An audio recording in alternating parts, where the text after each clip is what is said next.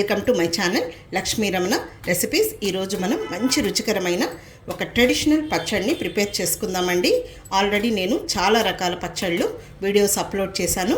ఈరోజు మామిడికాయతో ఇంకొక డిఫరెంట్ స్టైల్లో పచ్చడి అండి. అదే మామిడికాయ తురుము పచ్చడి. ఈ పచ్చడిని మనం వేడి వేడి అన్నంలో కలుపుకొని తినొచ్చు, అలాగే అన్ని బ్రేక్ఫాస్ట్లోకి తినొచ్చు. తర్వాత పెరుగన్నంలోకి అయితే చాలా బాగుంటుందండి. మనం ఈ పచ్చడిని తురుము పచ్చడిని ఇలా చేసుకొని ఫ్రిడ్జ్లో ఒక నెల వరకు స్టోర్ చేసుకోవచ్చండి. చాలా అంటే చాలా బాగుంటుంది.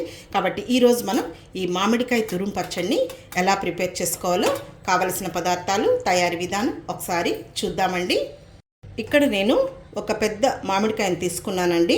ఆ మామిడికాయ బెంగళూరు మామిడికాయ అనమాట. కొంచెం పుల్లగా ఉంటుంది. వెనకల స్కిన్ తీయకుండా చూడండి. మామూలుగా మనం తురిమేటప్పుడు కొద్దిగా సన్నగా ఉంటుంది కదా అండి, అలా కాకుండా కొద్దిగా లావుగా ఉండేటట్లు తురుముకోవాలి. చూడండి, ఈ విధంగా మామిడి తురుము అనేది ఈ విధంగా పొడి పొడిగా ఉండాలి. ఇప్పుడు ఈ విధంగా ఒక మిక్సింగ్ బౌల్లోకి తీసుకున్నాను. ఇందులో ఒక 3 టేబుల్ స్పూన్ల కారం పొడి వేసుకోవాలి. కొంచెం పుల్లగా ఉంటుంది కాబట్టి ఆ మాత్రం కారం అనేది వేయాలి. ఇప్పుడు ఇందులో రుచికి సరిపడా సాల్ట్ వేసుకోవాలి. ఇదంతా కలిపేసేసుకోవాలి.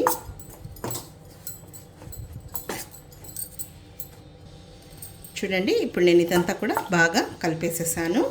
ఇప్పుడు స్టవ్ వెలిగించుకొని ప్యాన్ పెట్టుకుందాము.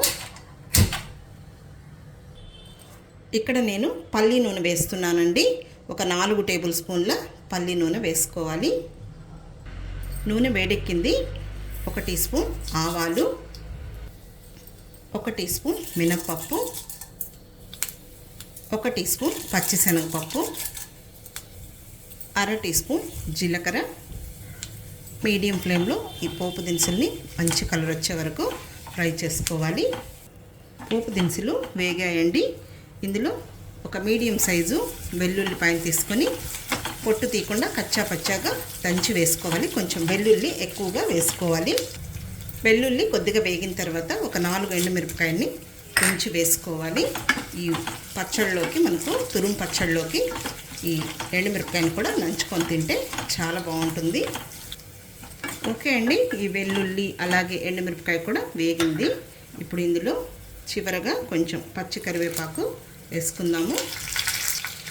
అలాగే 1/4 టీ స్పూన్ పసుపు పొడి, కొద్దిగా ఇంగువ పొడి వేసుకోవాలి.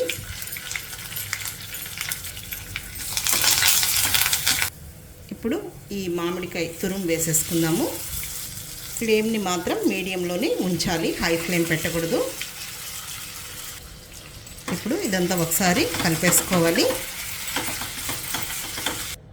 అంతే అండి, జస్ట్ ఆ వేడికి ఒక్కసారి ఇదంతా కలిపేసుకుంటే సరిపోతుంది.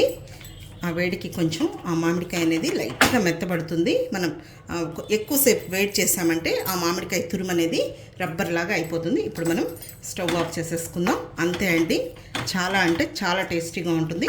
నేను ఆల్రెడీ ఈ మామిడికాయలో కూడా చాలా వెరైటీగా నేను పచ్చళ్ళు అనేది వీడియోస్ అప్లోడ్ చేశానండి. అంటే మామిడికాయ ఉల్లిపాయ వేసి ఒక కాంబినేషన్ అండి, ఎండుమిరపకాయలు వేసి, తర్వాత మామిడికాయ కారం పొడి వేసి ఉల్లిపాయ లేకుండా అదొక మెథడు, తర్వాత ఇప్పుడు నేను తురిమి ఈ విధంగా కారం పొడి వేసి ఇదొక మెథడ్ అండి. మీరు అన్నీ కూడా తప్పకుండా ట్రై చేసి చూడండి. నేను ఆల్రెడీ వీడియోస్ అప్లోడ్ చేశాను కదా, ఒకసారి సెర్చ్ చేసి తప్పకుండా ట్రై చేయండి. చాలా అంటే చాలా బాగుంటుంది. ఇప్పుడు ఈ పచ్చడిని కూడా మనం ఫ్రిడ్జ్లో పెట్టుకొని స్టోర్ చేసుకోవచ్చండి. ఒక 1 మంత్ కూడా పాడవకుండా ఉంటుంది.